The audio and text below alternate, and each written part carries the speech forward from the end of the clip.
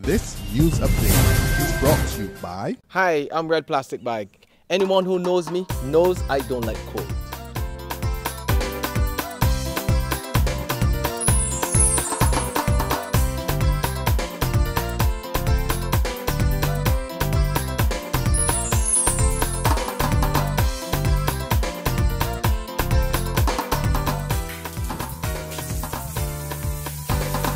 Sunshine reigns in my country. I love it.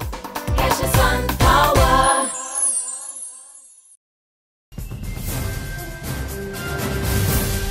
This is the 6 p.m. Barbados Today update for Tuesday, January 14th, 2014. I'm Kamar Jordan. It will be slow going for the Barbados economy not only this year but next year as well. Central Bank Governor Dr. Delal Worrell says growth is expected to move from less than 1% in 2014 to about 1.6% in 2015. After that, it's projected to be between 2 and 3%. But it all depends on tourism and investment in major private and government projects. A conservative estimate of known private sector investments that may be expected to materialize over the next 3 years is approximately $2.2 billion. In addition, public sector investments and guarantees for infrastructure and participation in foreign exchange related projects are likely to be about $740 million over that period. Strategies for the growth of tourism include improving the visitor experience through sports, cultural, and environmental activities.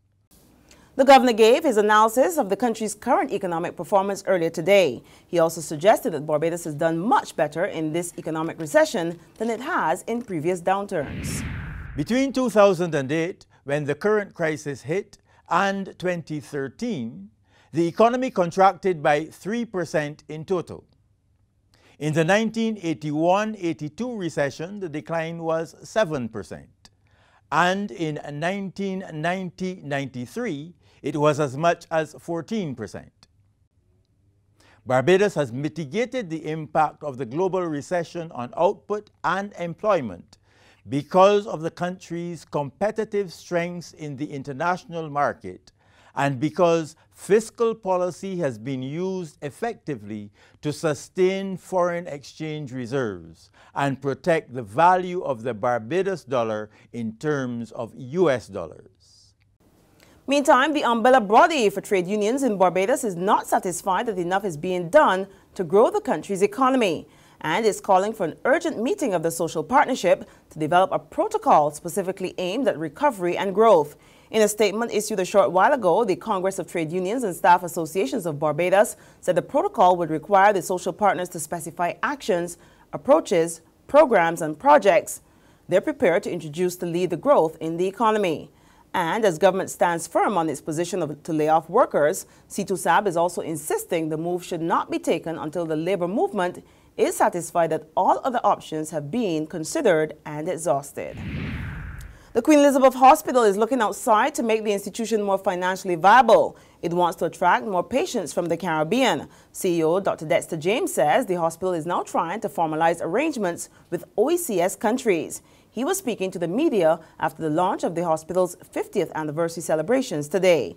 Dr. James says the QEH has to chart a new path and a new vision. In charting this new vision, let us all recommit to preserving a history of quality care and creating a legacy for the future. In sports, Vitris Ludorum Gabriella Yearwood blazed the tracks at the National Stadium today to score a massive 50 points to help Red House walk away as the new champions of the George Lamon School Sports. They edged out the Gold House, which took second place, while defending champions Purple House had to settle for third position and Blue House fourth. There's regional and international news after this short break. McInerney Quality and Consolidated Finance invite you to trade in your old car for a new one. So, bring your car and come to McInerney Quality in Wildy. That's right, all trade-ins are welcomed. Any make or model, we'll trade towards your new car. Plus, you get 2 years free insurance when you purchase a Kia, Mazda or Ford. And with on-the-spot financing by Consolidated Finance, you can drive away with something new. So, bring your car and come to McInerney Quality in Wildy. All trade-ins are welcome. In regional news, a victory for the Dominican government. The Eastern Caribbean Supreme Court of Appeal has ruled in favor of the Roosevelt-Skerritt administration in a case challenging the election of former public servant Elude Williams to the presidency.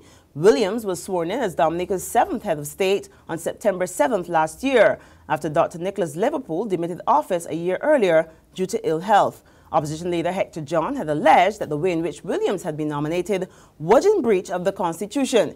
He claimed that there was no formal letter of resignation from the former president. International news now. It was an ugly scene in Turkey after discussions on judicial reforms resulted in a brawl between members of the governing party and the main opposition, People's Republican Party, in the Parliament's Justice Commission. Fights broke out as the commission met for a third day to discuss a draft bill that would give it more say over the appointment of judges and prosecutors. MPs had also scuffled the day before when the head of a judicial union was not allowed to speak on a petition against the bill.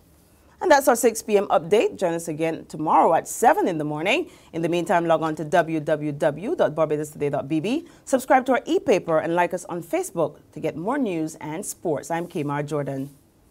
The Business Minute is up next. The Business Minute is brought to you by... To my people out there working hard to expand your horizons, chasing a flawless dream. Keep your eyes on the prize and we don't look back. It's forward thinking, on to the new stuff. It's time to lay bricks on the foundation of your future.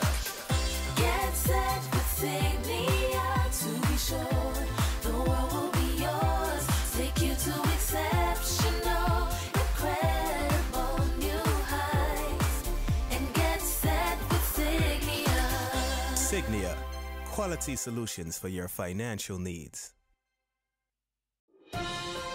This is the Barbados Today Business Minute for Tuesday, January 14th, 2014. I'm Dawn Paris, filling in for Vic Finance.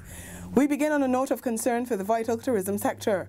Prominent hotelier Ralph Taylor says that after several years of tourism boom, the Barbados industry is facing doom and gloom, with the decline most noticeable in the island's hotel room stock. In 1980, Jamaica had 10,000 hotel rooms. And today, Jamaica has 30,000 hotel rooms. Cuba has 7,226 hotel rooms in 1980, and today it has 57,000 hotel rooms. St. Lucia had 1,245 hotel rooms in 1980. Today it has 4,900 hotel rooms. In Barbados in 1980, we had 6,680 hotel rooms. Today we have 5,400. Taylor recommends an overhaul of government's tax policy for the sector, as well as a substantial increase in the island's marketing and promotional budget. And speaking of promotion, Barbados is set to get a boost in visitor arrivals out of the United States and the United Kingdom over the coming months. It's a result of an aggressive marketing campaign by Sandals Resorts International. Word of this has come from Regional Public Relations Manager for Sandals, Dominic Feedy, who says this island has much to gain and nothing to lose from the company's close relationship with international airlines and travel agencies. You will see Sandals Barbados being promoted in the UK, the black cabs in London, which is very, very popular all over the place. You're going to see thousands of them littered with Sandals Barbados. And staying with news of tourism, officials in the region are being told to expect increased global competition and more demands from travelers as information technology continues to improve. This suggestion has come from Courtney Miller. He's a general manager of Sandals Grand Antigua, who also warns hoteliers they need to reposition themselves to capitalize on any available opportunities. The onus is now on us as a region, on us as a company, to make sure that when they're able to get all of that information, right, that we stand out. You know, we are up there with the Far East, with service, with product, with amenities. And now for today's business tip. When projecting the amount of money you can live on, don't include dollars that you can't be sure you'll receive, such as bonuses, tax refunds, or investment gains. Budget based on sure money. And never count your chickens before they hatch. That's the Barbados Today Business Minute. Join us again on Thursday. In the meantime, log on to www.barbadostoday.bb or visit our Facebook page for more business, news, and sports. I'm Dawn Paris. The Business Minute is brought to you by...